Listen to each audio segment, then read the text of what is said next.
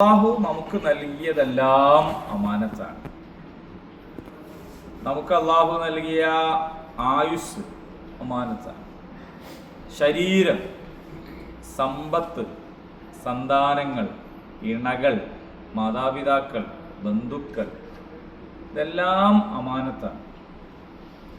ഈ അമാനത്ത് ഏറ്റവും നന്നായിട്ട് സൂക്ഷിക്കുക, കേടുപാടുകൾ കൂടാതെ തിരിച്ചു കൊടുക്കുക. അതുകൊണ്ടാണ് ആത്മഹത്യ കുറ്റകരമാകുന്നത്. സ്വയം പീഡനം ഇസ്ലാമിൽ തെറ്റായ ഒരു കാര്യം. വെറുതെ ഇങ്ങനെ സ്വന്തം തടിനെ പ്രയാസപ്പെടുത്താൻ പാടില്ല. അത് ഇസ്ലാം വിലക്കിയ ഒരു കാര്യമാണ്.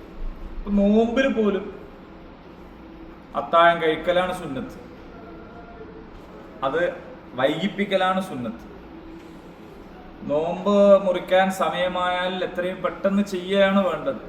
ഏതായാലും പകല് പട്ടിണി ആയിരുന്നില്ല, ഇനിയിപ്പോൾ ഇശാഇ ഏറ്റൊന്നും വെക്കാൻ പാടില്ല. അതേപോലെ തന്നെ പല മതവിശ്വാസികൾക്കിടയിലും ശരീരത്തെ ദ്രോഹിക്കുന്നതായ പല ആരാധനകളുമുണ്ട്. ഇസ്ലാം അതൊന്നും ചെയ്യാൻ പറഞ്ഞിട്ടില്ല. നോമ്പ് തന്നെ രോഗികൾ നോൽക്കണ്ട, യാത്രക്കാർ നോൽക്കണ്ട എന്നൊക്കെ പറഞ്ഞിട്ടുള്ള ഇളവുകളെ കാണാൻ പറ്റും. രാത്രി നമസ്കാരം പ്രബലമായ സുന്നത്താണ്. പക്ഷേ ശരീരം ക്ഷീണിക്കുന്ന സാഹചര്യത്തിൽ മടി, അലസത എന്നുള്ളതല്ല, ശരിക്കും തന്നെ ശരീരത്തിന് അപകടമാണെങ്കിൽ, അത് താങ്ങാവുന്നതിനപ്പുറമാണെങ്കിൽ അത് ശരീരത്തിനോടുള്ള ഹക്ക് പാലിക്കണം. ഈ പോയി നിസ്കരിക്കും എന്ന് പറഞ്ഞ അതേ നബി എന്നെ നീ പോയി കിടന്നുറങ്ങും, എൻ്റെ ശരീരത്തോട് നിനക്ക് ഹക്കുണ്ട് എന്ന് ഇങ്ങനെ ഉറക്കം തൂങ്ങി പ്രയാസപ്പെട്ട് ആയിഷ ബീവി നിസ്കരിക്കുമ്പോൾ നബി പറഞ്ഞു. അപ്പൊ നമ്മളെ ശരീരത്തോട് നമുക്ക് ഹക്കുണ്ട്, അത് നമ്മൾ പാലിക്കണം. നമ്മുടെ ഇണകൾ എന്ന് പറയുന്നു, ഇന്നിപ്പോൾ നിങ്ങളെ പെണ്ണുങ്ങൾ വേറെയും വിളിച്ചത് എന്തിനാ വെച്ചാൽ ആ കാര്യത്തിലൊന്നും കൂടി കാര്യമായിട്ട് പറയാൻ വേണ്ടി അല്ലാഹു തആല ചെയ്തൊരു പണിയാണ് മനുഷ്യനെ ഇണകളായി സൃഷ്ടിച്ചു എന്നത്. നമ്മളാരും കണ്ടുപിടിച്ചതല്ല, നമ്മളാരും കണ്ടുപിടിച്ചതല്ല, മനുഷ്യന്മാരാരും ഉണ്ടാക്കിയതല്ല. അല്ലാഹു ആണ് ഇത് ചെയ്തത്.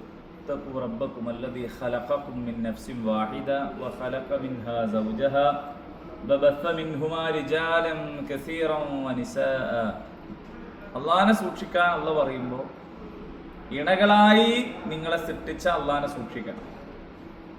ഒരേ ഒരുത്തനിൽ നിന്ന് തന്നെ അതിൻ്റെ ഇണയെയും ആ ഇണതുണകളിൽ നിന്ന് ധാരാളക്കണക്കിന് സ്ത്രീകളെയും പുരുഷന്മാരെയും ലോകത്ത് വ്യാപിപ്പിച്ചവനാണ് നിങ്ങളുടെ റബ്ബ്. ആ റബ്ബിനോട് തഖ്വ കാണിക്കണം. ഇണകളാവണമെങ്കിൽ എന്താവണം? ഇണകളാവണമെങ്കിൽ എന്താവണം? നിങ്ങളൊന്ന് പറഞ്ഞു വെക്കും. ഇണകളാവണമെങ്കിൽ നിർബന്ധമായിട്ടും ആവേണ്ട ഒരു സംഗതിയുണ്ട്. എന്ന് പറയും, ഞാനാരും പറഞ്ഞേൽപ്പിച്ചിട്ടൊന്നുമില്ല, നിങ്ങളിതിനെ പറഞ്ഞു വെക്കും. ഇണകളാവണമെങ്കിൽ എന്താവണം? നിക്കാഹിക്കണം. ഇണക്കുണ്ടാവണം. പിന്നെ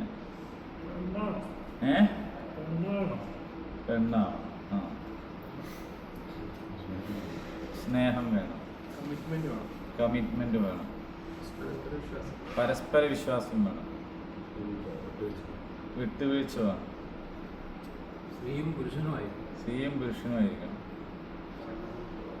ക്ഷമ വേണം.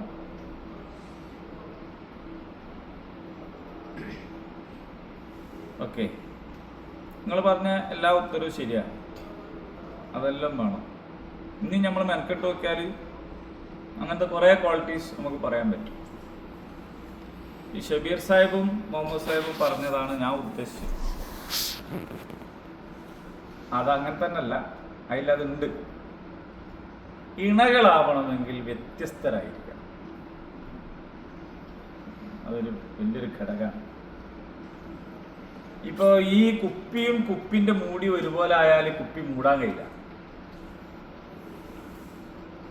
ഈ കുപ്പിമായി തന്നെ ഈ മൂടിയും ചേർക്കുക, അത് മൂടിയിടാൻ കഴിയില്ല. നമ്മളെ ചെരുപ്പില്ലേ, നമ്മളെ ചെരുപ്പ് രണ്ടും നമ്മൾ ചെരുപ്പിടാൻ വേണ്ടി നോക്കുമ്പോൾ രണ്ടും ഒരു ഭാഗത്തേക്ക് തന്നെ തിരിഞ്ഞിരിക്കണമെങ്കിൽ സമത്വമാണ് നമുക്ക് പറയാം, തുല്യത. രണ്ട് ചെരുപ്പും ഇങ്ങനെ നിൽക്കും, പക്ഷെ നമുക്ക് ഇടാൻ പറ്റും.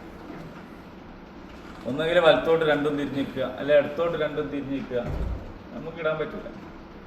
ഒന്ന് ഇങ്ങോട്ടും ഒന്ന് ഇങ്ങോട്ടും തിരിഞ്ഞിക്കുമ്പോഴാണ് എന്ത് ചെയ്യുക, ഒരു ജോഡിയാവും. അല്ലാഹു ഖുർആനില് ഇത് പറയാൻ വേണ്ടി ആദ്യം പറഞ്ഞത് വശംസി വദുഹാഹ,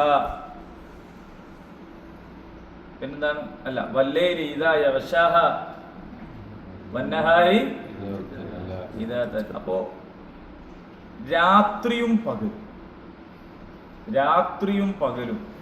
രാത്രി എന്ന് പറഞ്ഞാൽ വിശ്രമമാണ്, ഇരുട്ടാണ്. പകൽ എന്ന് പറഞ്ഞാൽ പരിശ്രമമാണ്, വെളിച്ചമാണ്. വമാ ഖലഖൽ ദഖറ വൽ ഉൻസ. അത് കഴിഞ്ഞിട്ടാണ് അള്ളാഹ് പറയുന്നത് ആണും പെണ്ണും. അപ്പോ ഈ ഇരുട്ടും പകലും ചേരുന്ന ഒരു നേരമുണ്ട്, സന്ധ്യാസമയം. അതീവ മനോഹരമായ ഒരു സമയമാണ്. നട്ടുച്ചനെ പറ്റിയല്ല കവികൾ എഴുതാറുള്ളത്, നട്ടപ്പാതിരെ പറ്റിയല്ല. ഈ രാത്രിയും പകലും ഒന്നു ചേരുന്ന സമയത്തെ കുറിച്ചാണ് എഴുതുക. അപ്പൊ നമുക്ക് കന്യാകുമാരി പോകണതിനാ സൺറൈസും സൺസെറ്റും ഒരേ സ്ഥലത്ത് പോയിട്ട് കാണാനാണ്. എന്താ ഇപ്പൊ കാണാനല്ല, ഇത്ര കാലം ലോകം തുടങ്ങിയ അന്ന് മുതലേ അങ്ങനെ തന്നെയാണ്. പക്ഷെ അതൊരു സൗന്ദര്യം തന്നെയാണ്. ഇതുപോലെ വ്യത്യസ്തരായ രണ്ടാളുകൾ ഒന്നായി ചേരുന്നു എന്നതാണ് ഇണകളാവുന്നു എന്ന് പറഞ്ഞാൽ. അപ്പോൾ ആണ് പെണ്ണിനെയോ പെണ്ണ് ആണിനെയോ, ആണിനെ പോലെ പെണ്ണിനെ ആവാനോ പെണ്ണിനെ പോലെ ആണിനെ ആവാനോ മെനക്കെട്ടാൽ അവിടെ ഇണകൾ എന്ന് പറയുന്ന സംഗതി ഉണ്ടാവില്ല, അസ്തമിച്ചു പോകും.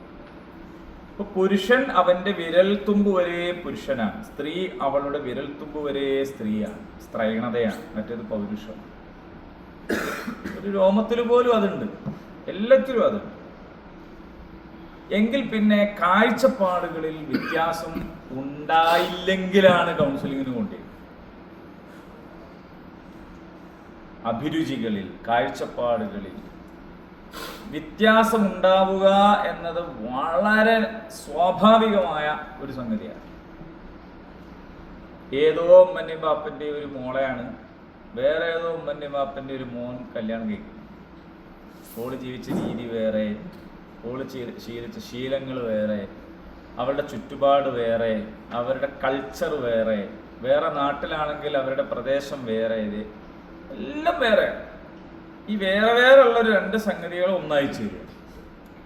ഈ ഒന്നായി ചേർന്ന് മുന്നോട്ട് പോകുമ്പോൾ അള്ളാഹു നമ്മളെ ഏൽപ്പിച്ച ഒരു അമാനത്താണ് ഈ ഇണ എന്ന് പറയുന്നത്.